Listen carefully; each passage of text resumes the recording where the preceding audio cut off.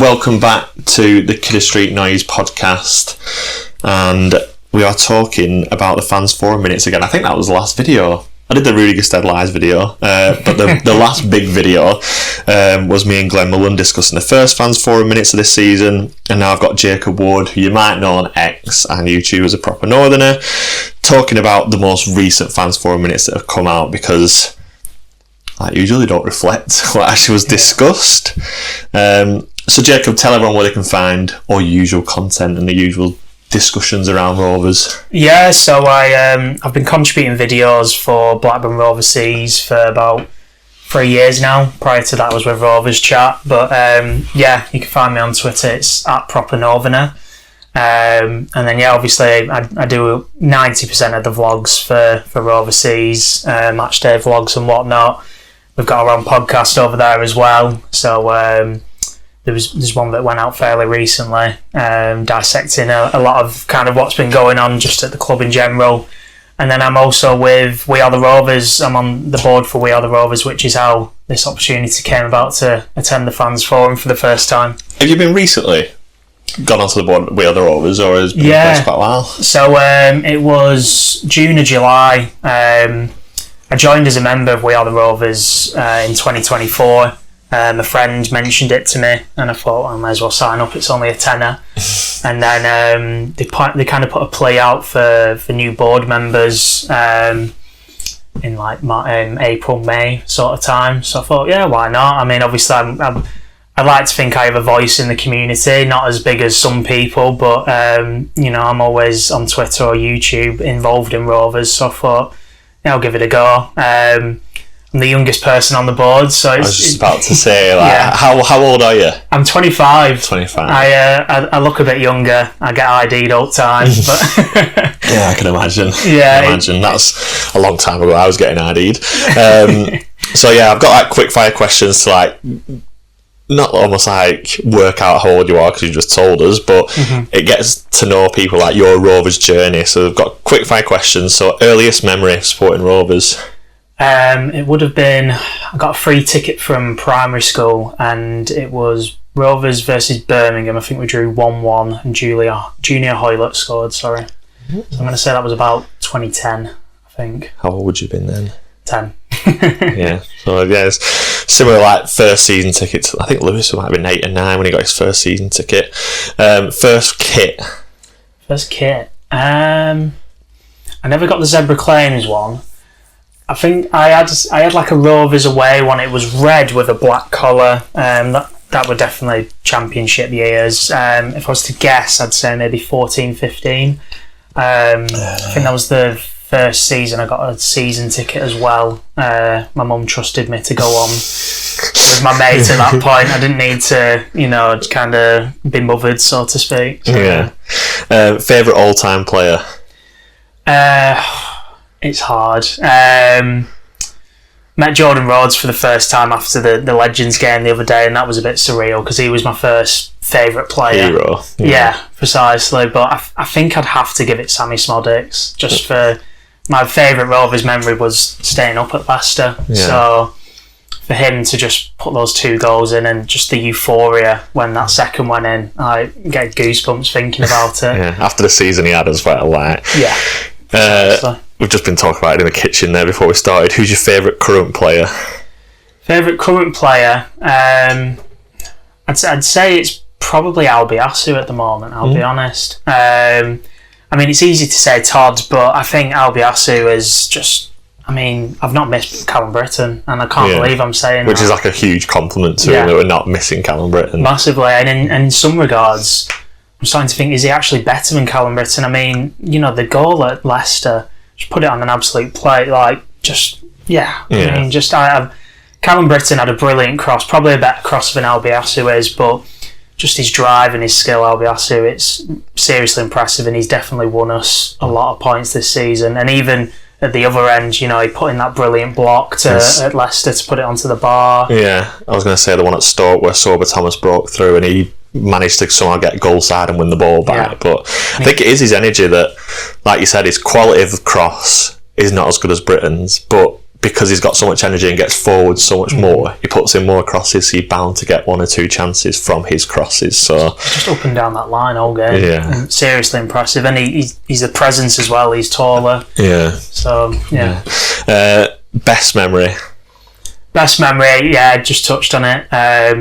Sammy Smodics at Leicester. Prior to that, it's quite sad to say, but it would have been the quarter-final at FA Cup when we got knocked out by Sheffield United. But just for that was kind of, I mean, obviously before they got the equaliser, that feeling, thinking we were actually going to finally get to Wembley.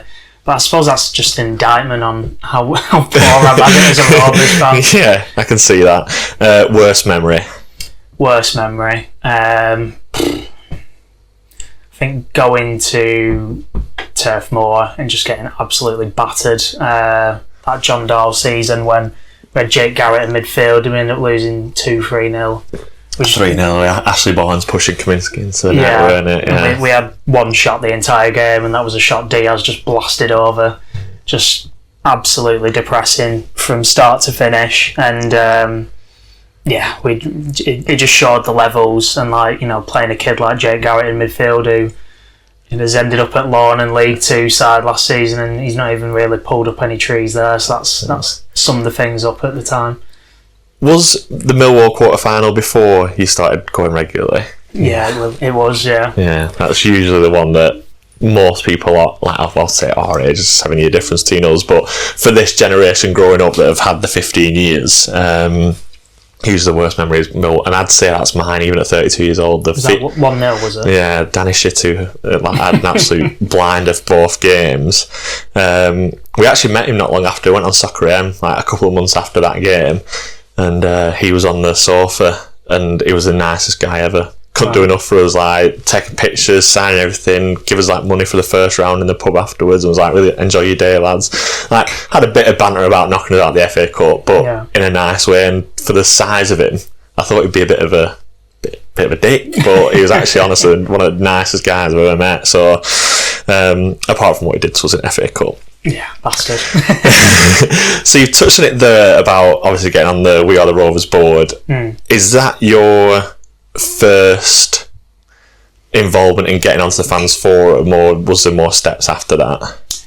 I suppose I never really kind of had any invitations to the fans forum or anything before that. I mean, it was kind of just a case of Duncan, who's the co-chair, mentioned the person who he usually goes with wasn't available. He hadn't kind of been the previous few times that member as well, board member, and he just kind of opened it up to us. There was me and another fellow who wanted to go, and the other fellow, turns out he was away at the time, so Duncan just said, look, you've got it. So went down with him, and I think it's safe to say we both made quite the impression anyway. What were you expecting before going into it? I'm not really sure, to be honest. Because everyone's it's tea and biscuits with the board and stuff like that. It's very people used to think it was friendly probably before the last fans forum video with Glenn.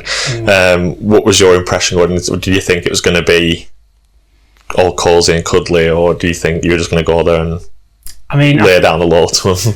I think me and Duncan very much went in with the mindset of, look, this is the only way now we're able to kind of hold the board to account. There's no other kind of engagement with the board and us. Duncan said that the fans forum never used to be like this. It was kind of, like you said, more friendly and just more trivial stuff in terms of blues bar and away coaches and things like this. But we had an MOU with the club where We Are the Rovers had an agreement with the club, and we had engagement there. But since Steve Waggett left, it just doesn't seem they're entertaining that anymore. So unfortunately, we kind of have to go in with our own agenda and obviously represent our members, and try as best as we can to hold them to account. So I think we knew it'd be a bit hostile, especially after last time with Glenn, and kind of obviously I weren't there for that one, but from what I heard, it was quite hostile. Feisty. So talk us through the actual night. So you've gone down to Ewood. Talk us through what happened.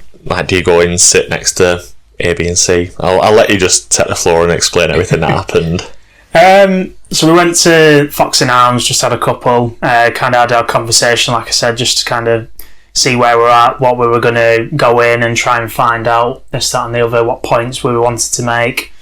Went in and there were a few other people from different organisations there. Mark Wright came in, who I didn't have a clue who he was at the time, I'll be honest, and he sat right next to me and I said to him, "Oh, are you watching him? What position do you hold?" And he's like, he's the FDO, isn't he? The CFO, sorry. Chief Financial Officer, I believe. I didn't even know that. Yeah, so I'd never seen, I didn't know him from Adam. And he comes sit next to me, and then Sahel, Yassir and Rudy were late. He said that was because they were doing their evening prayers. So I think Lindsay Tolbert and a couple of the others come in, and then Yassir, Sahel and Gested followed. And then kind of just got into proceedings. Yeah. So obviously the fans forum minutes have been released now. Do they reflect what the actual conversation was? They don't. Short answer. I mean, to be fair, I mean, obviously they can't. The person who takes the minutes, I think his name's John. He can't say obviously verbatim, word for word, everything that was said, but myself and Duncan and others as well. It's not just a We Are the Rovers issue. There's others that have expressed that, look, there's big omissions from these minutes that you're putting out to obviously the fans, and the fans are holding us to account because we're meant to be their voice. And it kind of looks like obviously we're, obviously not saying what they want us to say, and it paints us in a bad light then. Yeah. So I know there was someone from the LGBTQ Rovers group who, said, look, this has happened again, because obviously the last fans forum it happened. It seems like we seriously need to have a discussion about this moving forwards, like what we can do. Yeah. How hostile was it this time? Like, what was who starts off proceedings? Who asked the first question, and when does it get to a point where it's like not civil anymore? So I think Mark's the chair, so I think he's the one who kind of kicked everything off. Obviously we had an agenda for the night. I mean, in terms of it getting hostile, there was only actually one occasion, but it did actually come after the first question, and again it was a good start. Yeah, and again it was Sahel. Actually, there was maybe another time later on where Adam Owen was a bit hostile, I thought, towards me, but with Sahel, I'm not sure how much I can go into this, because the club did say that it was to do with the Adidas deal that had been taken to the club by, is it Gary Aspinall? Yeah. And the club kind of said, look, in terms of this, with the minutes, there's certain things that cannot go out, because obviously we're currently in a deal with Macron, that and the other. But it did get quite hostile at one point, because I guess I can say what Duncan was saying in terms of the rumours, but obviously Gary Aspinall had put forward this brilliant deal with Adidas Specials and whatnot. And from what Duncan was saying the rumours were that the club was going to go with Castore, which Duncan made the point that the Isa brothers are the biggest kind of investors in Castore, and was basically saying, look, from the rumours, it seems like you're going to be going with Castore. Is this to cause it up with the Isa brothers instead of going with Adidas, when the person who's put forward this deal is a Rovers season ticket holder? The Isa brothers have, gone on record saying they're not interested in Rovers, they're not interested in buying the club. And Sahel got very hostile with that, saying, look, the deal wasn't this, it wasn't that. I can ring Gary Aspinall up right now in front of you all if you want. And Duncan was there going, go on then, ring him up. He was like, I'll ring him up. And then Mark quickly kind of said, look, I don't think that's necessary, and kind of quickly tried to move things on, which was disappointing, because it would have been interesting to hear the phone call in front of everyone. Definitely. And there was actually, about halfway through the fans forum, Duncan looked at his phone and Gary Aspinall was ringing him up. So I think Gary Aspinall has told Duncan that he does want to actually attend the next Fans Forum, so that'll be interesting if he does come, and the conversation he potentially has with Sahel. Yeah, especially obviously if Sahel's going to tell him that his deal wasn't all this and all that, but he seems to be saying to everyone, when, let's be honest, the kits Adidas would supply are bound to be like generational kits for like supporters was that have not like talked down about some of the brands that we've had for the kits recently, but I mean Macron I think have been great apart from this season. The home kit and the away kit just aren't for me, but obviously some people absolutely love them. But yeah, to have an Adidas Special kit and to have all the training wearing Adidas, and there were rumours about the Rovers store being done up to like potentially house some like Adidas material and stuff like that. So when you talk about stuff like that, it's almost daft. It is, because I mean, it just would have been special. I mean, the clubs that we would have also been paired with apparently would have been, I think, Man United and Liverpool, Duncan said. So to be one of those three, and then I think also Duncan was saying there was going to be kind of like a little museum, kind of pop-up maybe museum that Adidas were going to do for us in terms of our history and whatnot. Sahel did make the point of saying, look, if we went with Adidas, do you think fans would be happy to pay £80 as opposed to they're paying £60 at the minute? And Duncan level back at him, well, if we went with Adidas, it'd be a lot nicer kit. It wouldn't be kind of a off the peg kind of kit that we're currently getting. And people have had problems with Macron. I think overall they've been decent, but I mean, there has been lots of things online with the badges just peeling off and stuff like this. And we've seen it on the players this year with the sleeve patches. I know that could be like our application of it, but they're not. And I think we spoke last time about like the plucking on some of the home shirts. Like as soon as people had bought them out of that, I don't want to say the unveiling because it was basically like a club shop inside the lounge. But yeah, people were saying they were plucking and taking them back straight away. So I mean the stuff they've done with the kits this year, obviously coming straight off the 150th anniversary game, where the kit that was supposed to be coming out for that game, I was just so disappointed to not hear anything from the club. And then it almost seems like that's complete. Was that talked about at all in the Fans Forum minutes? We did touch on the 150th later, but nothing about the kit, I don't believe. I mean, in terms of the kit, I mean, obviously the rumours are at the minute that it's not been released because the sales haven't been high enough in terms of the home and away kit. So Sahel's wanting to kind of let the sales on those maybe go up, and then I think I've heard release the 150th in the new year. But from a business standpoint, that just seems so unbelievably daft. It would be our 151st year, and the moment's already gone after Saturday. That was the moment to cash in, and we went straight to Scotland after the game on Saturday. Went up to Paisley for a 60th, and we were talking in the car saying like this should have been the year to just cash in, and literally every product, not necessarily put the 150th badge on it, because that I hate a little design like the 150 and the two roses coming off it. But you look at the way that Hibs have managed their anniversary, and Port Vale that have played all season the 150th kit, like it's just classy, and it just makes you want to buy it. Where I think the problem with the first three kits that they aren't selling well is because they've told people that a special anniversary kit is coming. Like they're not going to buy 3 kits and then in November be expected to fork out another 70 or 60, 70 quid for a 4th kit, and then 1 for the adults, 2 for the kids or whatever. It's just they're asking a lot of fans, and then you're obviously your average family in Blackburn is going to be from a working class background, and like you're saying, they may only be able to buy that 1 kit a season. And if the rumours are true, to be releasing it in the new year, obviously after the 150th, but after Christmas as well. It's just so daft. And I mean, if obviously there was that leak with it going onto that website, £95 RRP. I mean, if that's the case, and I mean, it's literally just a white long sleeve t-shirt shirt.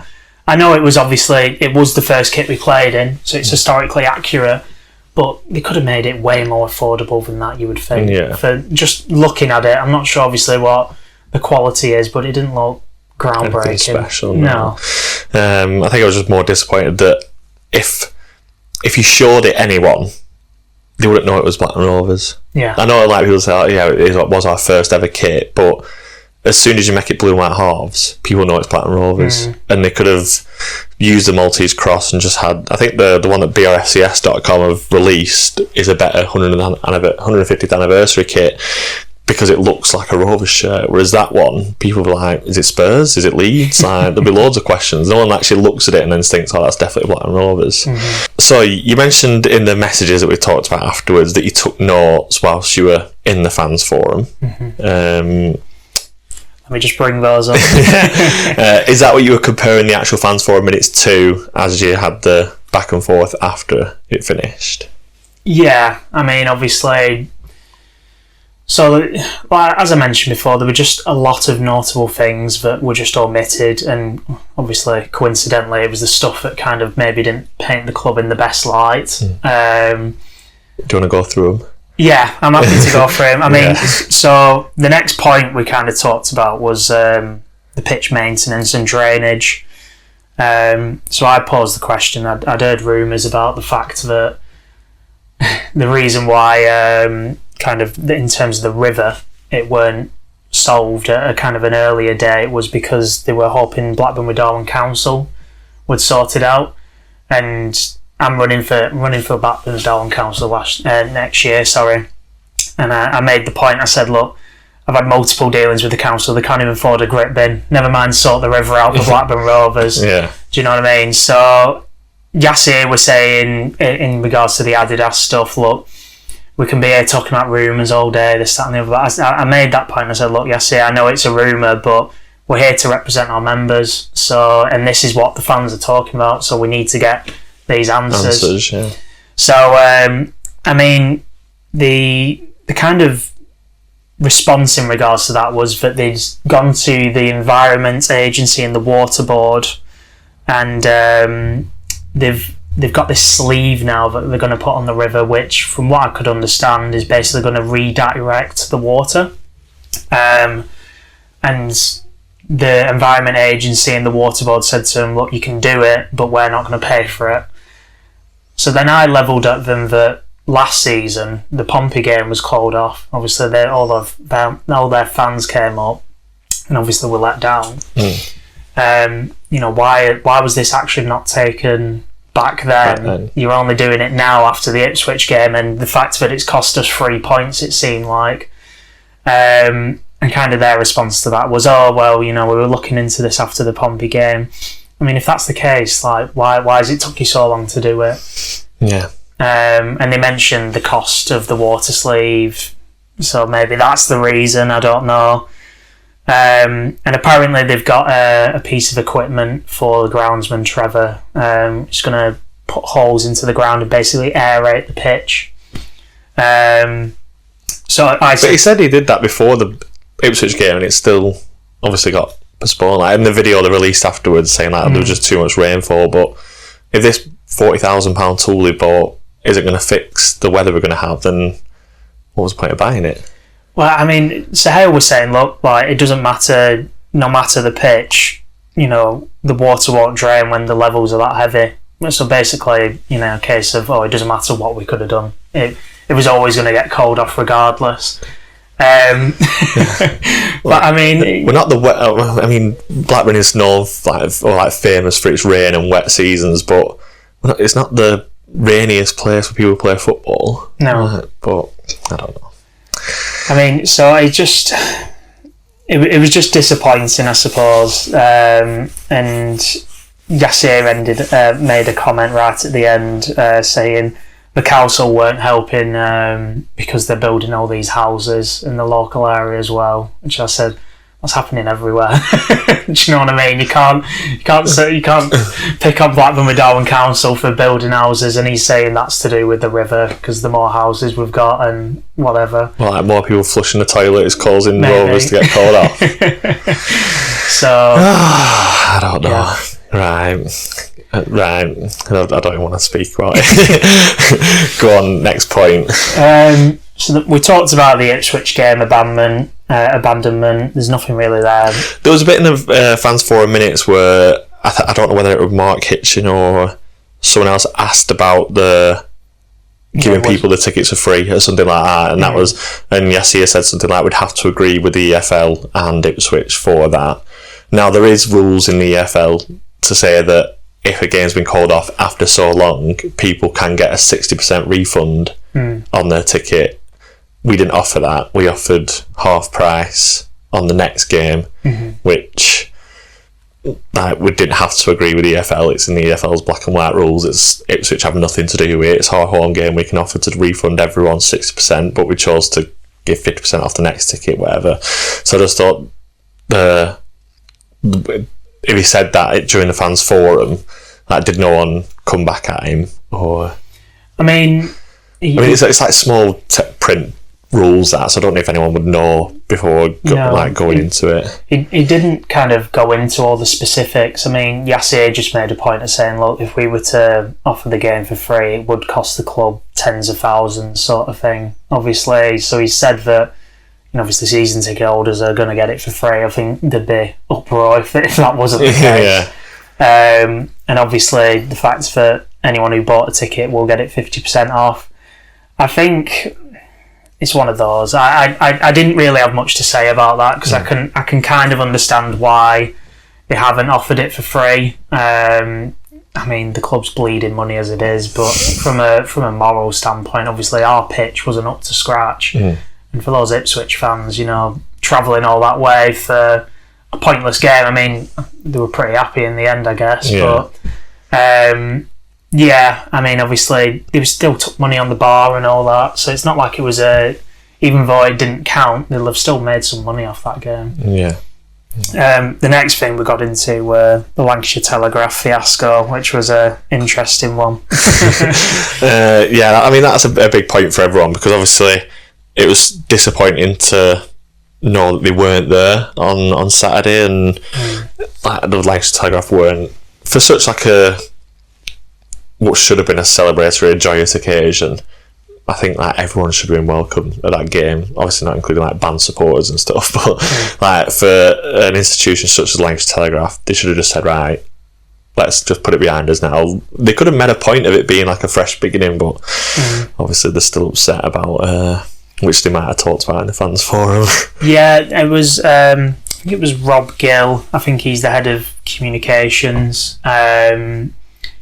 He was saying that the Telegraph had kind of done certain things in the past, and it had all kind of accumulated into this ban.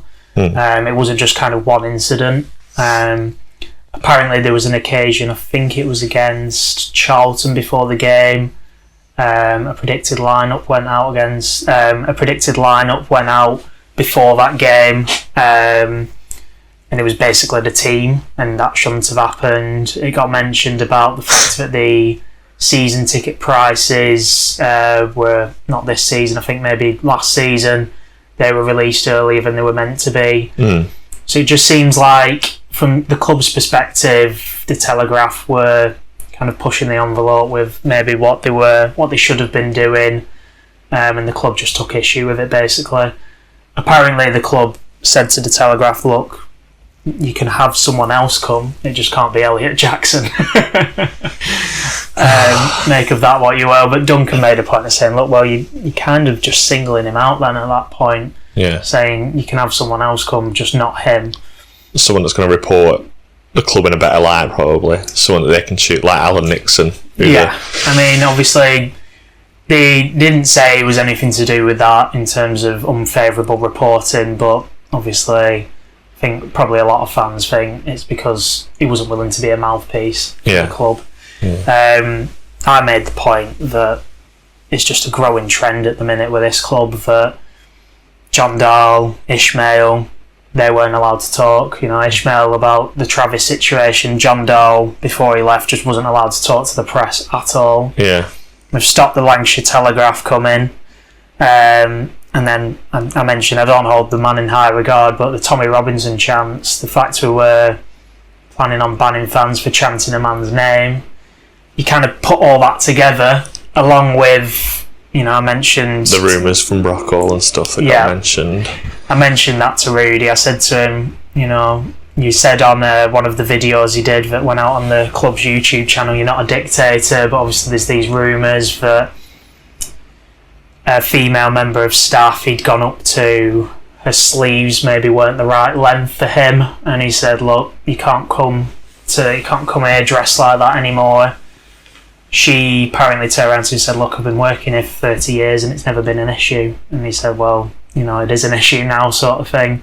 Obviously these are rumours, but and then apparently Travis and Leonard stuck up for her and kind of spoke against Rudy, and coincidentally, obviously they've both been moved on. Yeah. So obviously you put all this stuff together, and especially obviously, John Dahl out the way, but a lot of it's come very quickly, all at once. It just really doesn't look good for us from an optics point of view. Yeah. So what did he say? Did he respond to it in the fans forum? He did. He said that those rumours had come from Glenn Mullen, which I don't think they actually did come from him originally. I think he was just the reason why it kind of blew up. Yeah. He said that Glenn had contacted him on LinkedIn. He said he invited him to spend the day at the STC, and he said you can see the way the people are dressed and the interactions he has with the staff. He then asked what the comments were that he apparently said, and then I obviously explained about the sleeves and whatnot. And he said he doesn't know where those comments have come from, essentially. So make of that what you will. Obviously, it's rumours, but it's stuff that needed addressing. Yeah, I mean, I can't believe him. The amount of stuff that he's lied about, and we know and we've shown that he's lied about, I just can't believe him at all. So if there are any rumours, I'm usually at a slant to believe them, because I don't understand why anyone would lie. There's no benefit of people, and obviously me and Glenn were part of the coalition at Sport quite a lot before, and there were no benefit to the coalition hearing about these rumours and talking about these rumours, because we're all volunteers at the end of the day. But there's a benefit to the club of spinning that narrative so they look in a positive limelight, and unfortunately keep doing that quite a lot. Well, I made the point of saying, look, more often than not, there's no smoke without fire. And Yassir were quick to say that I can guarantee in terms of some of this stuff that you've mentioned, there's no smoke or fire. So, but I mean, it's... Oh, now Yassir's said it. Well, yeah, I must believe it.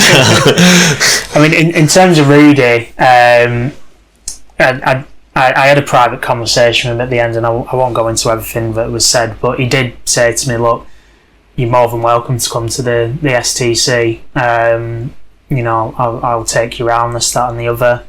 He gave me his email address. I emailed him. He did get back to me the next day, and then I followed up with it about 2 weeks ago now, saying, look, is there any update? And he's not got back to me. I did collar him outside after the 150th game, and I said to him, oh look Rudy, is there any update in terms of when I'm coming for the STC? And he said, I'll get into contact with you soon via email. So when this will be after you did the video after the Sheffield United game? Yeah, so the fans forum was it was the day before the Sheffield United game. Yeah. And then obviously, so I sent that follow-up email after I did the video that kind of semi-blew up, criticising him because, as we'll come on to later, he mentioned that we're in a false position for X, Y and Z reason, and he doesn't think we'll get relegated. And coincidentally, he's not got back to my email since then. He's told me outside after the Derby game, which is obviously after that video, he did speak to me and was amicable. He said he'll be in contact, so I guess time will tell. Yeah. Oh, so. And then got on to court case update. So I think they were in a position now where obviously the club was having to, for every £1 they committed, they had to put another £1 to, basically. Yeah. That's no longer the situation.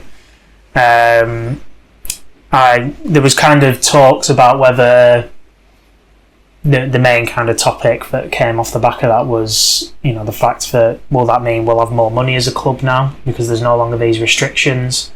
Duncan was talking about the fact that in terms of FFP, obviously, so there's a 3-year window apparently when you sell a player, you've basically got that headroom to spend that money. So Adam Wharton, Sammy Smodics, that's like what, 1.5, 2 years ago now, sort of. Yeah. So we've got this headroom. Are we going to make use of it now that we no longer have these restrictions? And to cut a long story short, the club's stance was that no, we're going to get the 20 million that we always get, and there would be no increased funding, which is disappointing because Duncan made the point of saying that it's always been the stance from the club that the Venkies are committing as much money as they possibly can. That they're giving everything, and there's a lot of fans who favour with the Venkies saying, oh yeah, they're doing as much as they can for us, this, that and the other. But if we're going to get out of this league, it would have been the year to gamble this year. Keep our players. We just finished 7th. Add to it, maybe give your Lewis Travises and your Callum Brittons and whatnot the money they're asking for, because obviously I assume they would have wanted a pay rise to stick around. Dom Hyam. Add to it, and you would have hoped that we could have kicked on and made playoffs this season. But obviously, we've done the exact opposite, really, haven't we? Yeah. So, who's asking like the main questions around like the money in the January transfer window and stuff? Is that where they were going towards? Like, we need to spend money in January, or so it was Duncan who was kind of pressing with that, saying, look, in terms of the summer. We've obviously sold a lot of assets. We've moved on a lot of players whose contracts were up, and we've penny pinched really. Rudy came back with the fact that we'd recruited 10 players this summer, and that was a lot in terms of the championship. But I levelled back at him that yes, we've signed 10 players, but how many players have left? How many players with championship experience have left this team? And the players that we've brought in, bar one, Sean McLaughlin, have no championship experience at all. I mentioned that it wasn't even on the agenda somehow, and obviously take your mind back to the day before that Sheffield United game. We're in such a bad run of form that it was really kind of toxic around the fan base at that point. Obviously these 3 wins has lifted the mood a little bit, but I said, on the agenda for tonight, there's nothing in regards to the manager's position, and obviously the results that were being reflected on the pitch had a lot to do with the signings in the summer we had, in my opinion. Even though Ishmael stood by him, and he's been saying that there's not been a reduce in the quality, just been a reduce in the age, this, that and the other, which, if he's gonna stand by them, then his results have to be accountable as well then. But I said, look, I think there's a real possibility of relegation this season, despite us just missing out on the playoffs last season. And this is where we got to Rudy disagreeing with that. He said, we're not in a relegation fight. If you check our performance data, the result element is not there, but we're not currently in a position we should be. And then he said, if players want to leave the club, then we have to let them go. So I asked, did Dom Hyam want to leave the club? Because obviously that was final day of the transfer window. Yeah, and he'd had a video that come out previously where he said he was happy here. So. Yeah, and I mean, obviously I think most fans would speculate that he didn't want to leave the club. Wrexham just come in with an offer that we couldn't refuse. But, I think most fans would say we should have refused it. We've just lost a player that played every single minute last season, and we didn't even replace him. Yeah. And obviously we're seeing the troubles of that at the minute with having to play Ryan Edges at centre-half when apparently 4 centre-halves for the season were enough. But, I mean, obviously one of which being Miller, who I don't even know what his position is. Is he a right centre-half? Is he a right back? He's a centre-half with a back 5, isn't he? He's never going to be a 4-4. Like, he wants to play... I think that was one of the comments that annoyed me the other day from Ishmael, where he said, I think we planned... I think we planned the summer recruitment. I was like, well, what do you mean you think? It wasn't that long ago. Like, you must know what you discussed with the board. We planned to have a back 4. And obviously Miller's come in, who can't play as a centre back or back 4. He's struggling in a back 5. he gets caught out quite a lot with pace, and I mean he's strong and he loves to tackle. Sometimes I think he gives the players the ball back so he can tackle them again. His passing were pretty dire on Saturday, weren't it? But he there was can the one tackling. Was it Bristol City? Where he took a heavy touch just so he could absolutely smash someone, and then Tronstad gets booked. He could have got sent off for that. He could have easily. He went flying and but again, like it's this. Who's making the decision? If Ishmael's saying, I think we plan to have a back four, and then Miller's coming in and we're getting rid of Hyam, and now Hedges is playing centre back. Like, you can't tell me that he looked at pre-season and thought that we'll play a back five and Hedges is going to start left centre back. Mental. It's absolutely mental. And you factor into the fact that two of your four centre halves are just crocs. You know, they're always injured. Yeah. Kelleher, Wharton, they're guaranteed injuries every season. Especially after the international break, I think we play something daft like 15 games between now and the end of January. It's like 2 a week most weeks. Like Scott Wharton and Hayden Carter were never going to be able to do that. And this is like the crux. Like, you look at our next 5 fixtures, they're probably the ones you looked at and thought, this is where we can pick up some wins here. But when you're having to get players fit just for those run of games, and I don't know what's happening with Campbell at the minute, maybe. Well, hopefully he'll be That's back a conversation for a different day. Yeah, hopefully he'll be back after the international break. But Rudy said that Hyam, Travis, Britton and Leonard all wanted to leave the club. So you can't tell me Harry Leonard wanted to leave the club. It's impossible. No, I which goes back to obviously the point before, was he forced out because of speaking up against him? This, that and the other. I mean, someone made the point, I think it was Mark, the chair, actually mentioned, you know, when we went on to the academy stuff later on, but said it's a slap in the face, the fact with you know, you can understand moving on John Buckley and JRC. They kind of, you know, they weren't really good enough, in my opinion anyway. But moving on someone like Harry Leonard, who's academy product, and we've kept Mac Targay, who's, 7-8 years older than him. Harry Leonard had obviously, yes, he'd had his injury problems, but he'd proven he could score goals at this level when given the opportunity. Yeah. It wasn't exactly banging him in every single time, but there was signs there that he could be a player. Yeah. And, you know, both players, Gay and Leonard, probably had about the same value, I would say. We probably could have moved Gay on for a couple million, a million or two. And there was a Turkish club, was it, waiting for him. And that we've favoured keeping Gay when we could have kept an academy lad who's blue and white and all that, and kind of hopefully made him into a really good championship striker. So, but like you're saying, it apparently he wanted to leave, but no, I don't agree personally either. Duncan made the point of, you know, would that have been, could those players have stayed if we'd have offered them higher wages? I mean, I think it always comes back to that with us, unfortunately. We had that 15k wage cap. Obviously we broke that for Todd Cantwell, but when you Lewis Travis, Callum Britton, Dom Hyam, you know, 3 of our better players last season, and you're seeing Todd Cantwell, who's on X amount and didn't really pull up any trees last season, did he? No.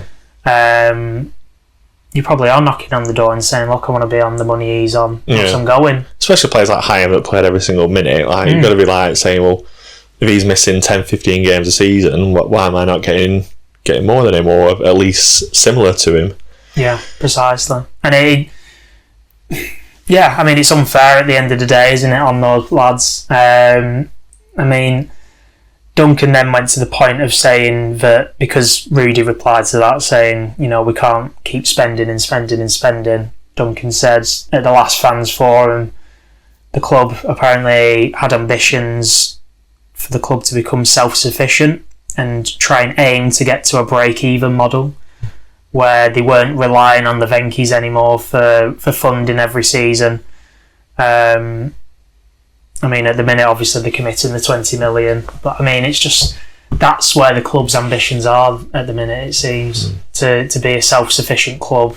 You're never going to get playoffs without taking a risk, unfortunately. Yeah. Well, there's not many I think there might have been one last season self-sufficient club in the Championship. It's not football isn't a profitable business unless you are your Man City's, Chelsea's, and you're up there in the Premier League and getting Champions League money.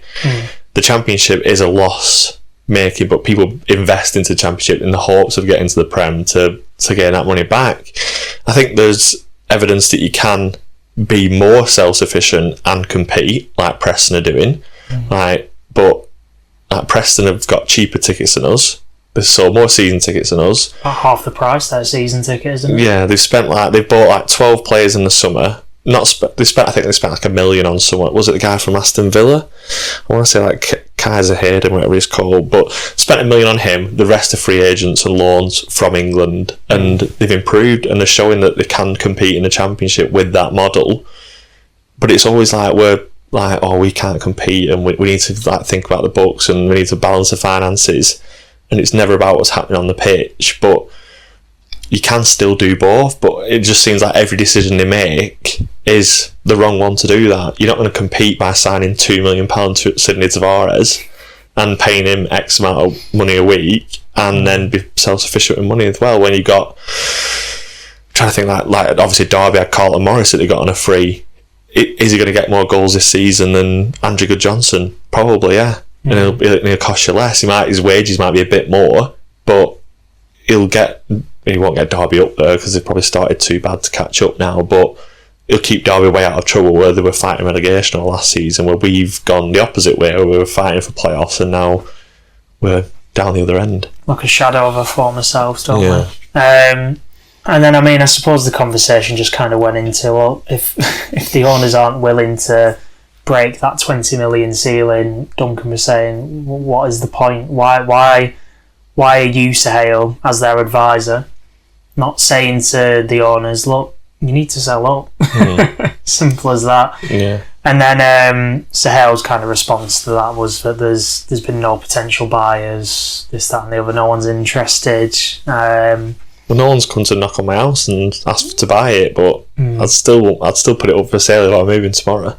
Well, this is the thing. I think if the Venky's were to publicly come out and obviously say, look, the club's up for sale, then obviously people would be interested. But then it comes to the whole thing of obviously that's going to put them in a bad position, obviously, when they're looking to sell. Yeah. But Duncan said, look, Adam Owen's a Wrexham fan. You only have to look at Morecambe. Someone's coming for them. These are smaller clubs for us. And you can't tell me that there's not someone who would kind of look at us and...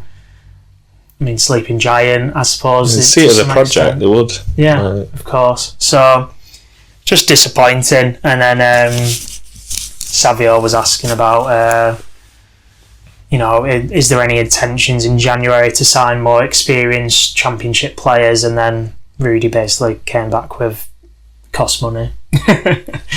So that's where we're at the moment. And yeah, I think it is. I've quite clearly been shown on the pitch with how up and down we've been. I look at that whole performance and I thought we're absolutely brilliant. Hull obviously weren't playing at their best, but to put a performance in like that away from home, and we didn't give them a chance. Bristol, they had one shot at home, and again we didn't give them a chance. But then the flip side of that is just capitulating against, like your likes of Birmingham and stuff like this. I think it is just the signs of a team that has clearly just been thrown together this summer and they've not had a chance to click. Obviously, a lot of younger players, you're taking out a lot of Championship experience and just experience in general, in terms of Dom Hyams and whatnot, Lewis Travis's. And it's showing. And unfortunately, we're not going to be anywhere near the playoffs this season. No. So then we went on to fan engagement. I mentioned about the memoriam of understanding that We Are the Rovers had with the club, but that had kind of just been chucked in the bin almost, it seemed like, since Steve Waggett left.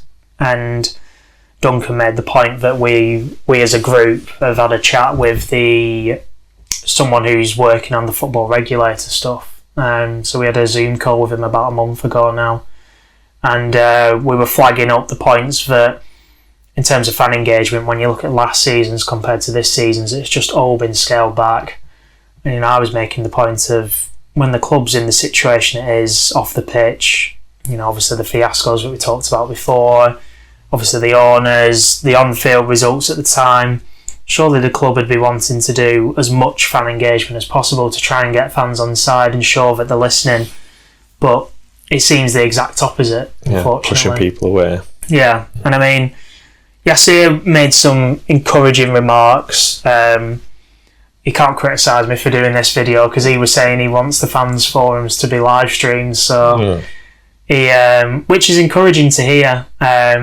More transparency from the club, so yeah, I mean, obviously I'm kind of just doing that in a way right now, obviously having this discussion with you. Yeah.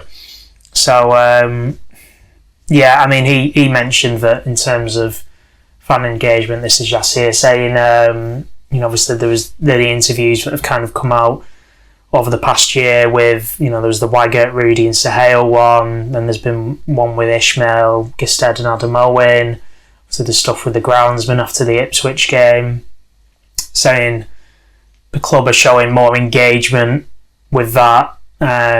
Duncan kind of pushed back on that and said that's not really engagement in his opinion. Yeah, it's just one-way communication. Precisely. It's not actually collaborating with anyone. Yeah, he made the point of saying that, that's not engagement. That's, like, as you're saying, you're just kind of putting content out there. Engagement is a two-way street where, like the fans forum, obviously we can ask questions and we want a response sort of thing. And Yassir disagreed with him. But again, some encouraging remarks from Lindsay Talbot, who said they want to see more fans at the fans forum. There's a lot of kind of the same faces every time. And yeah, I mean, I made the point of saying, look, the John Eustace event last year, I went to it and I thought that was quite good in terms of engagement. The fact he sat there and took questions from the crowd. Why aren't the boards kind of doing something similar? It might be a bit hostile at times because I'm sure people would, show their frustrations, but you've got to kind of sit there and... But that's how you stop. Obviously, I was part of the coalition that was...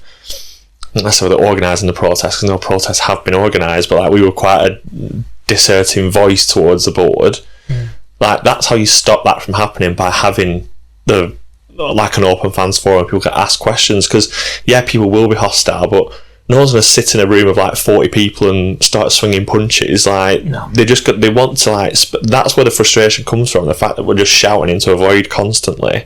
If you had a table of them four and you asked a question, if they avoided it or give you a shitty answer, ask it again and just be like, no, wait a minute, you've not answered that properly at all. That's where the frustration comes from. That's where the fans forum minutes are so frustrating, because obviously we speak to Duncan, we speak to the people that are on the trust, and I think I had to do at Mark Kitchen a couple of years back about the fans forum minutes. I was just like, really, after everything the club's done, this is the only question you've got to ask. And it was like, I've obviously asked more than that.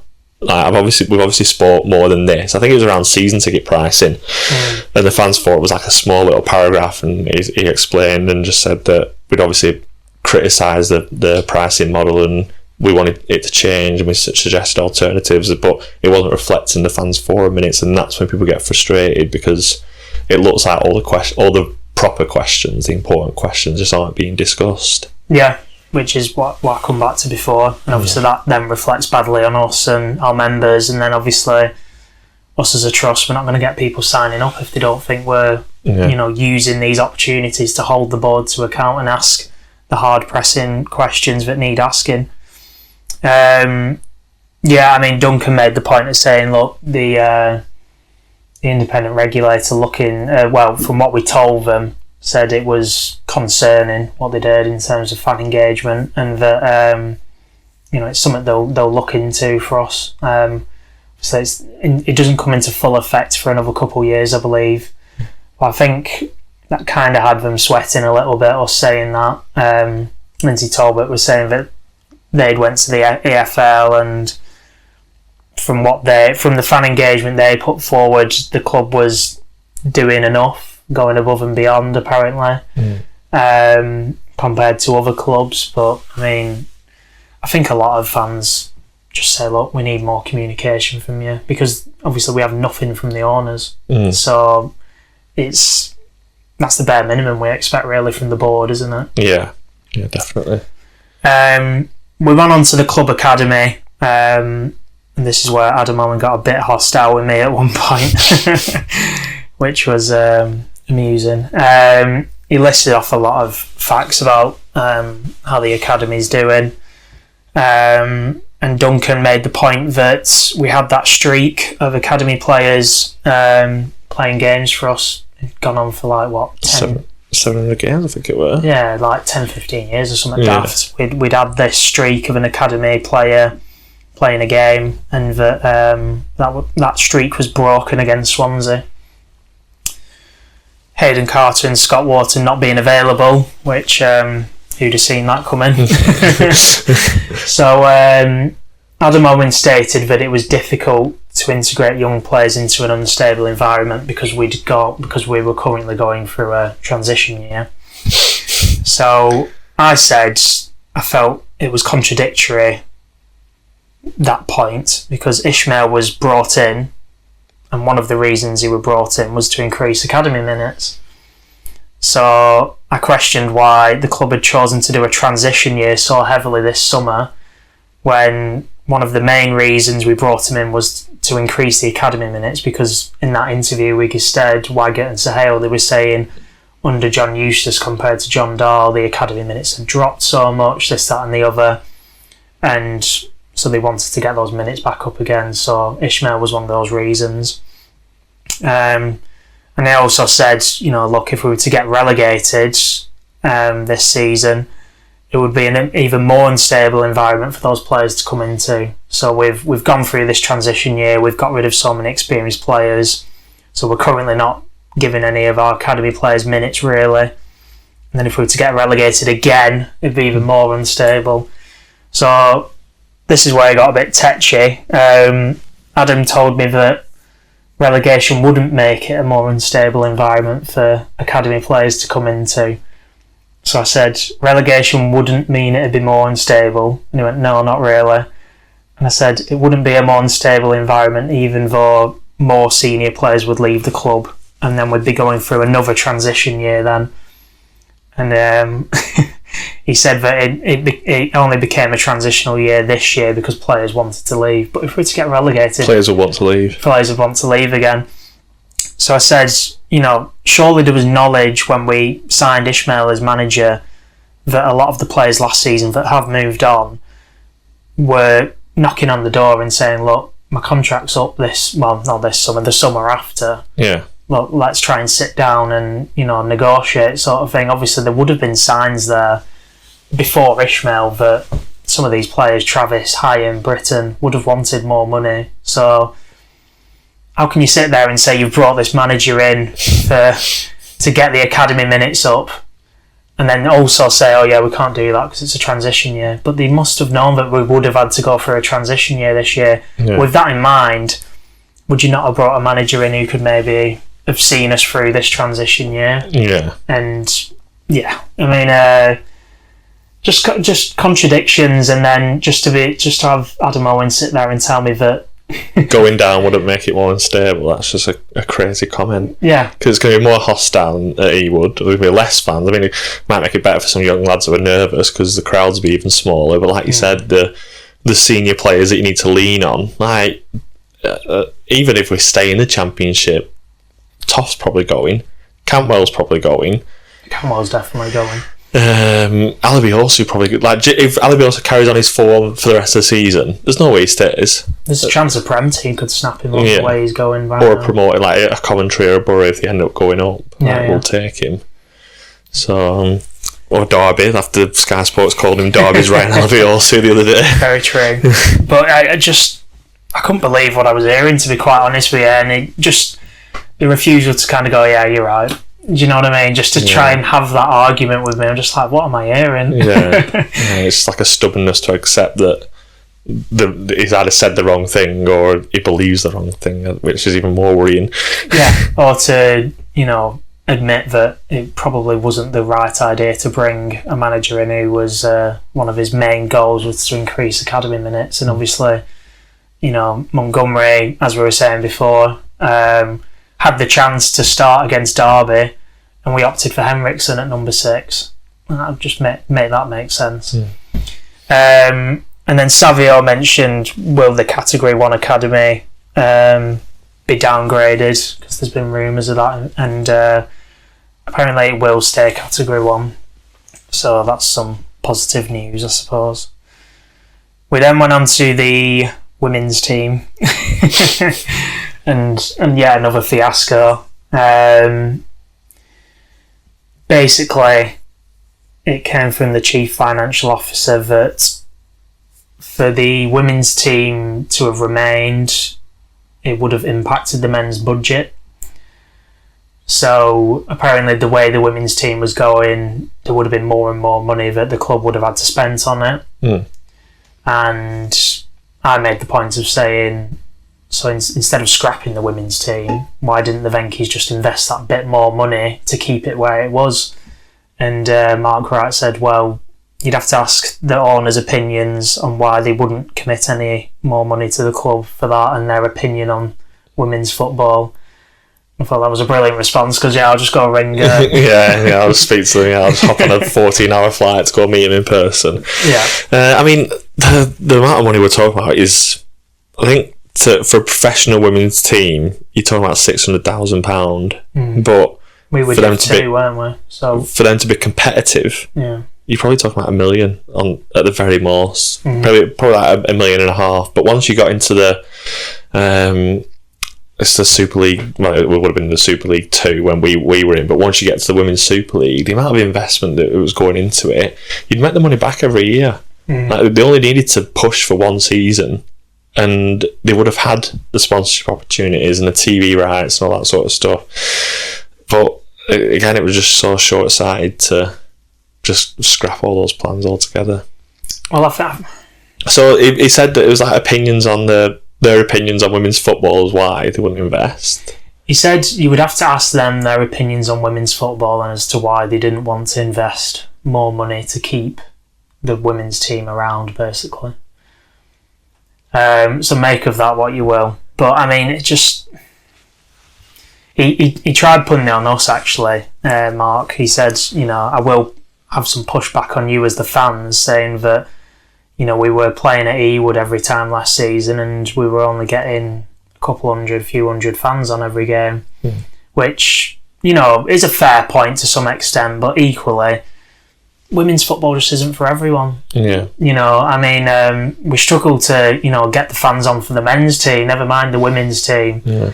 So, but just from so bad from optics yet again, just around the club, and obviously, what was it? 3 of those women who'd come through our team had went on to win the Euros and whatnot. So we've clearly got some pedigree there. But yeah, just yet again, the club making poor decisions, you feel, and ultimately it's just down to money. So yeah, then we went on to the 150th. There was quite a lot in terms of, apparently there were these meetings that were going on for the 150th anniversaries with the fans. Duncan was saying that he'd attended those meetings, but there was meant to be more of them leading up to it. I think he may have said the last one was July, I'm going to say off the top of my head. It was the end of last season, I think. Yeah. So, and that basically there hadn't been any meetings since, and he wanted to know why. Yassir was saying that they made it apparent that they weren't going to be having any more meetings. They kind of took everything on board, but from what Duncan was saying, it didn't seem like that was the case, and there was a lot of disappointment. In particular, there was one thing regarding sending a letter to FIFA about it being our 150th year, this, that and the other, and kind of maybe wanting some sort of recognition from FIFA in regards to that, because obviously such a historic club in terms of the game and whatnot. Apparently that letter had been sent, that it was a fan who wrote the letter. The club said that they had sent that letter. Whether that's true or not, I don't know, but yeah. Not press send. Yeah, well, fax machine broken again. Yeah. And then, Lindsay talked about equality, diversity and inclusion, said that the club had been awarded a silver code of practice for equality, diversity and inclusion. They're working towards gold. And she said that there had been a few reports of abuse by fans regarding discrimination, which then brought me on to my point in the any other business section. I asked the question whether anything had actually happened in regards to those Tommy Robinson chants and whether they had banned any fans. Lindsay had a quick look on her laptop and she said there wasn't any bans as of yet, but she said she'd clarify that for the minutes. So I'm not sure what they have actually put out, whether they've said there's been any bans or not. I don't think so, no. They've been like conversations rather than bans, whether that's like either the police going around or just people like seeing them at the club and saying, just don't be a dickhead, basically. Like clip round the ear and say like just... I think that was my point around when it happened, and obviously like reposting your video and stuff. Yeah. So I don't want anyone to get banned. It's not a case of like there's in that NO1 block. There's a lot of young impressionable lads in there. Yeah, there is. If 10 people behind you shouting Tommy Robinson, they might be like urged to join in and think like it's big and cool and clever. I don't want to see that 15-year-old get banned from football. But it only takes one person to like just clip them around the ear and say, imagine how that person over there feels that you're singing that. And I said at the time, educate them. You probably don't have like a positive role model or someone to talk about why that might be offensive or why that might upset someone. And once they've actually understood why, because let's be honest, like they're not going to get it from the TV or the radio or why that might be. They'll just see people arguing about it all the time. But if they have an actual human conversation, someone say, listen, yeah, it might not be offensive to you, or it might have, but to that person, it could really upset them. So just don't chant that. And to your point, I was a lad who I played football with, he's 18 or so, and I was talking to him about it, and he said, oh yeah, I started chanting it. He was in NL1 block, but you know, he said the chant just started and it was funny. Do you know what I mean? He said, and there was an Asian lad who he goes with who was stood next to him and he started chanting it as well. Yeah. And just, you know, I don't think people, obviously there will have been some people who had maybe a bit of malice behind it, but I think in a lot of people's eyes it was just funny because it's Tommy Robinson. Do you know what I mean? And I think like you're saying, let's try and educate the fans, not, ban them for chanting a man's name. There's a big difference between chanting a man's name and, you know, making a racial comment towards a player. Yeah, definitely. So, be interesting to see whether there are any bans, but I mean, obviously it's not happened since the club kind of put that statement out. And yeah, that was another video that I captured, which probably caused them a bit of a headache as well. Yeah, I doubt they would have put that response out if it hadn't have kind of went a bit viral, that one as well. So, and then I asked, because there was another noticeable omission, which I just couldn't believe. What is the situation with the CEO? You know, he left 6 months ago, and there's absolutely nothing, and Sahel said there was no update to give. So they interviewed anyone of the... Because they put the application... Well, we think they put the application on Twitter for people to apply. It was like by an agency that does like sports positions. But have they had... Did they tell you any applications? Anyone interviewed? Or is it just a case of... No, absolutely nothing. It literally just... There's no update to give. Duncan asked, was Steve still employed on gardening leave, and that was holding up a new appointment?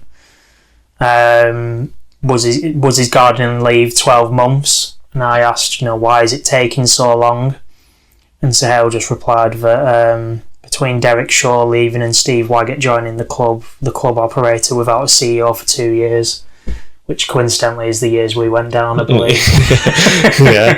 But who looks at history and lets it repeat itself? Let's learn from it, yeah.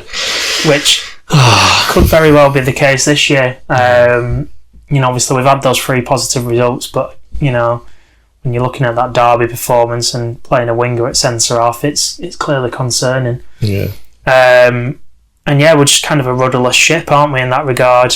In terms of the manager, I forgot to mention this, but it was actually made clear by Rudy, I'm going to say it was, that Adam Owen is actually responsible for Valérien Ismaël's position. So apparently he makes the decision on whether he should be sacked ultimately, and passing that on to obviously the owners. Adam Owen does? Adam Owen, yeah. Why? Apparently he's responsible for all the kind of coaching staff and their performances and whatnot. Well, surely it's the head of football operations that does that. Is manager of the football first team not a football operation? Yeah. What's Adam Owen's title? Let me have a look. It's the top of the minutes. His official title is Head of Technical Development. So like analysis and sports science and... I think, his bit during the fans forum was talking about the academy, so he's clearly got a key role in terms of that as well, and obviously developing players and stuff. But why would he have anything to do with the first team coach staying or going? I was a bit perplexed by that myself, because I would have assumed it would have been... So what's Rudy's role? Well, it's a good question. Apart from pointing out people's sleeve lengths, what else does he do? It seemed to me Rudy was very much responsible for signings and the transfer business. Adam, apparently the head coach, as well as the academy. In terms of Sahel, I'm not sure. Oh, crazy! So was that all the fans forum then? Was that the last point? That was the last point. Yeah.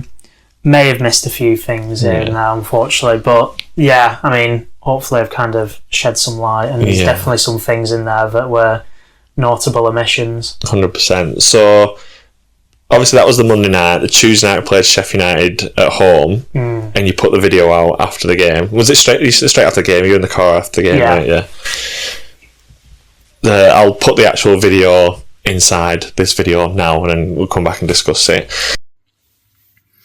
Rudy, I attended the fans forum last night, as did many others, and you proudly told the room that you didn't fear relegation this season due to the expected points and the expected goals, that the stats were backing up that we were in a false position ultimately. When I questioned you on the fact that we'd lost so many championship experienced players and that we were in for a relegation fight this season, you told the room otherwise. As the penny finally dropped, we've just lost 3-1 to a team that before tonight had only scored 3 goals, and we've just conceded 3 to them. We've just lost again at home. Ewood Park used to be a fortress. We're yet to win a game. Our strikers this season, Yuki, Johnson, Gay, they've scored 1 goal between them. I'm not counting the goal at Hull that bounced off Yuki. He's scored tonight. We've brought on Hedges and Cargbo up front. Cargbo with 1 goal in all the games he's played for Rovers. Hedges, in the 3 or 4 seasons we've had him, has probably scored about 5 or 6 goals. He's scored his 1 goal this season. I doubt he'll get another. What is going on? How can the performance back up substitutions like that?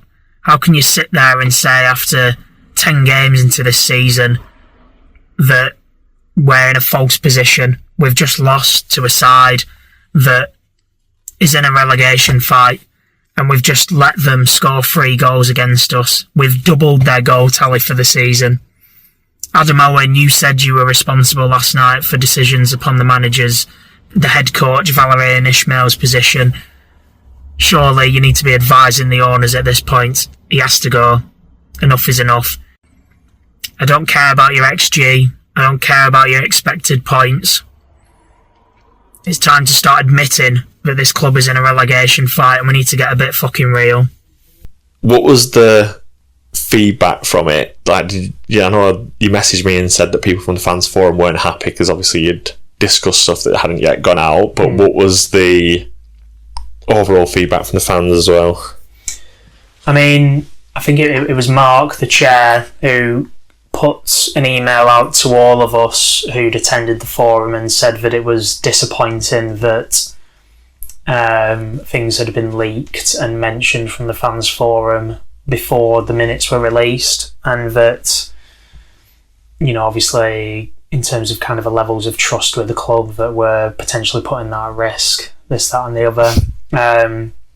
I emailed him back and I said, look, I'll be completely honest, that was the first one I attended. I didn't realise that I couldn't put anything out about the forum until the minutes were released. I took the view that, as I mentioned before, Yasser was saying, these fans forum, we want to live stream them in future and people can watch. So I just thought of it a way as being more transparent and holding Rudy to account of his comments that were made, because they frustrated me at the time when he said them, because, you know, I'm a results kind of guy. I'm not looking at XG and expected points and all this stuff. At the time, what I was seeing on the pitch was dire. And, you know, that Sheffield United game was pretty dire. So I was very frustrated after that. Did anyone counter him in the meeting about the XG and stats and data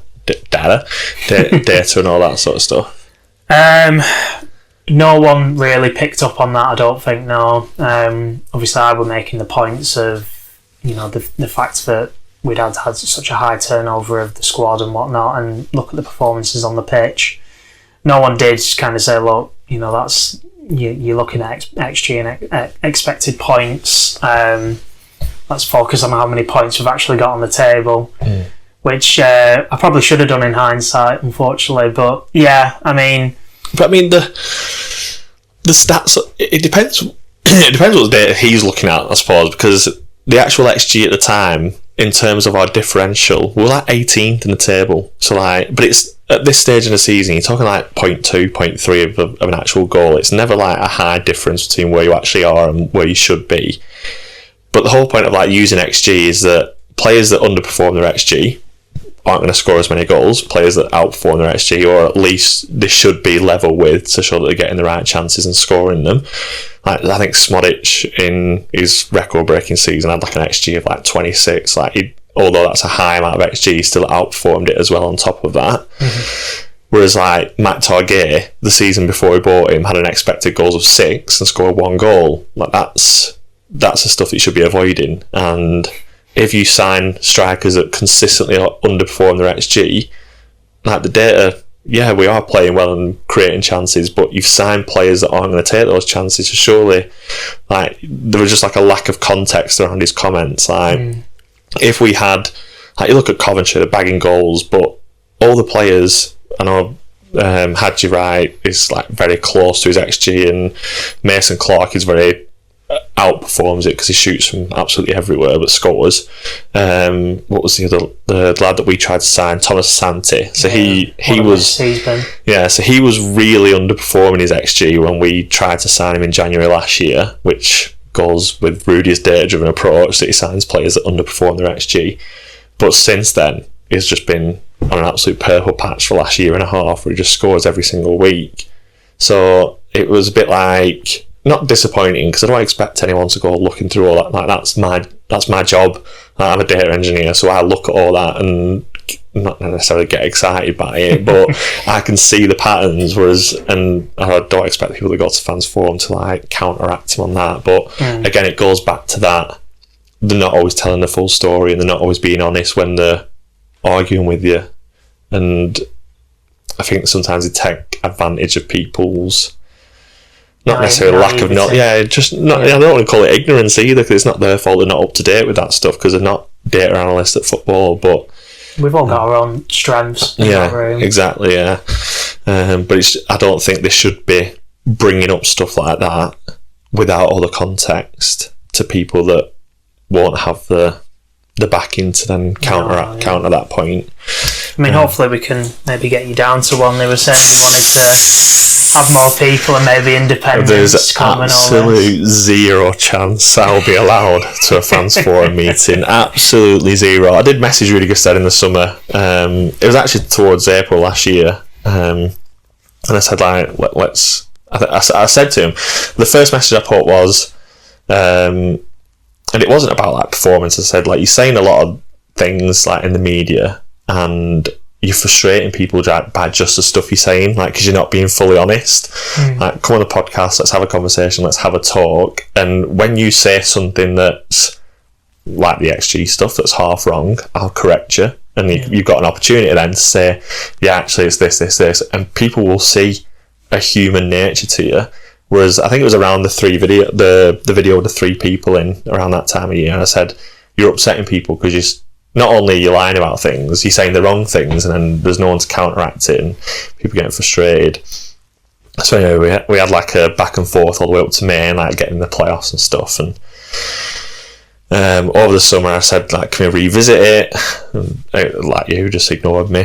And at the start of the season, I put the videos out with, like, the cartoon and the singing and stuff like that. And I live close to someone who works at the club, and she told me, like, they were really upset. And then we had the BRFC privy stuff as well on Twitter. And that person was really upset that I was sharing that information on Twitter, but it's their own fault for creating that account. And since then I messaged Ruger instead and said, listen, like, I released the video of him, all the lies that he told, and I sent it to him, and he was like, what are you trying to prove? I'm like, I'm just trying to prove that you're not being honest. I don't want you to, like, I've nothing against you personally. I want you to tell the truth. I want you to do the best job you can do for Blackburn Rovers. But he was like, I've seen the cartoons, I've seen the songs, I don't want to speak to someone with a lack of respect for human beings or something like that. I was just like, I think it's a lack of people holding you to account that you want to speak to.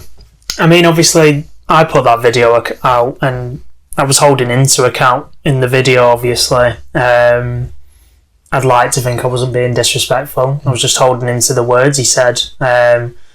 Obviously, as I've mentioned, he's not got back to my email I followed up on. He said outside the club, as I said, that he'll get back to me. I'll just have to hold him to that and see if that actually happens. It will speak volumes if maybe how fragile of an ego he has if he doesn't get back to me and he's lied to my face saying he would. Because he said, look, come to the senior training centre and I'll show you that we've got a good dynamic here, this, that and the other. And if that's the case, I'll happily, portray that in a video of some sorts and talk about my experience. Again, have an engagement with the fans. So hopefully he does do that. I guess time will tell. But I mean, yeah, in terms of that, it does seem like, as you said, kind of the aftermath. Maybe he's come to bite me in the arse, but at the end of the day, I'm not going to... I've always been one to speak my mind, and at that point in time, I was just so frustrated with the comments, and yeah, I mean, obviously, I saw that at the time there was that kind of expected points table, and I think we were 5th or 6th, after that Sheffield United game. So whether he's looking at that and thinking, look, this is a false position, this, that, and the other, and I saw fans online saying as much, everyone can have their opinion, but after that Sheffield United game, it just weren't good enough. Yeah. So you said that Mark sent an email to everyone in the fans forum. Did other people in the fans forum get in touch? Did Duncan have a word with you? Obviously, like, you're both representing We Are the Rovers. What was the fallout from that? Duncan said he didn't think I did anything wrong in terms of the video. From what I gather, it kind of seems like it's a bit of an unwritten rule that you're not allowed to talk about the forum until the minutes are out. In my opinion, as I said, Yassir was saying he wanted to be most transparent about what was going on, so I thought it won't be a problem, surely. Yeah. In terms of kind of also, if I was to have waited, the moment would have gone. So I took that opportunity to kind of be transparent with the fans, and obviously I feel like they appreciated it. I think, obviously, off the back of that video, there was a lot of positive comments, even people at the ground kind of collaring me and, saying, I watched your video, this, that and the other.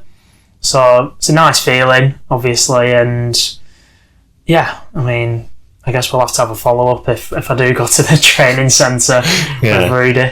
Yeah. So I think there was like a note at the end as well about bringing the next fans forum forward. Is that happening or not? I'm not sure. Mark made the point of saying that I think the next one was scheduled for February. and obviously that doesn't do us very good in terms of the January windows there. Yeah. So Mark was saying, hopefully, can we have it in December? The club pushed back and said the schedule's there's way too many games, which is understandable. So Mark said, look, can we have it in January then? So hopefully we'll get one in January. There was a point that I made in terms of when I was going on about fan engagement, that over the course of the actual physical season, when we're playing football, there's only actually 2 fans forums scheduled. There's 4 over the course of the kind of calendar season, but 2 whilst we're actually playing football, which is just not good enough, in my opinion. You know, to obviously have had the one we've just had, and then to think that one is scheduled for February, and then we wouldn't get another one until after the season ends. Yeah, I think it was scheduled to be in May, so once we'd finished. How can you only have 2 fans forums the entire kind of footballing season to hold the board to account about what may be going on? You know, come January, I don't know obviously where we're going to be, but if we're in a position where it looks like we're going to be in a relegation fight, then you want to push to like get the investment to obviously avoid that, don't you? Yeah, so. Precisely. Not conveniently they had it placed just after the January window. I think it was the 9th of February or something like that.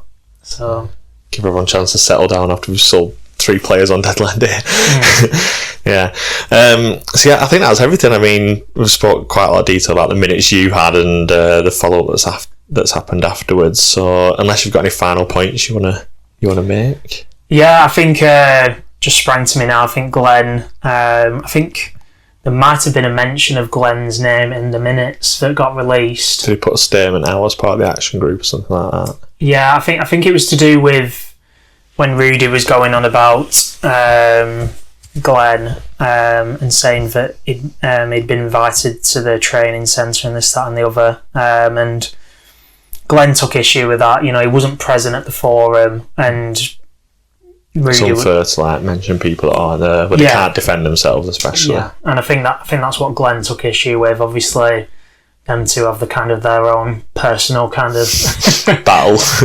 altercations that are going on. But he wasn't best pleased with that his name was being thrown about, and also I think he's mentioned, Glenn, that he hadn't been invited to the senior training centre, so he doesn't know why that was documented in the minutes, this, that, and the other. So I'll just mention that. Might be another email that's forgot to press send on or something like that. Well, you never know. But yeah, I mean, obviously I have, so we'll see what happens with that. But I just thought I'd give my colleague, the other co-chair, Glenn, his time there. Yeah. All right, well, cheers, Jacob. Thanks for coming on. Really appreciate it. We'll get the video out, obviously, probably like Wednesday now. I think it's coming out on 4,000 holes on Wednesday, so I'll put the YouTube video out at the same time.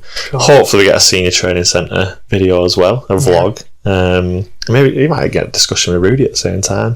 Yeah, I mean, that'd be good. And also, cheers for letting me kind of say my own piece, and obviously for We Are the Rovers as well, just kind of... get our actual minutes out there, so then the fans can see that we are trying to hold the board to account. Yeah. Cheers, Jacob. Appreciate it.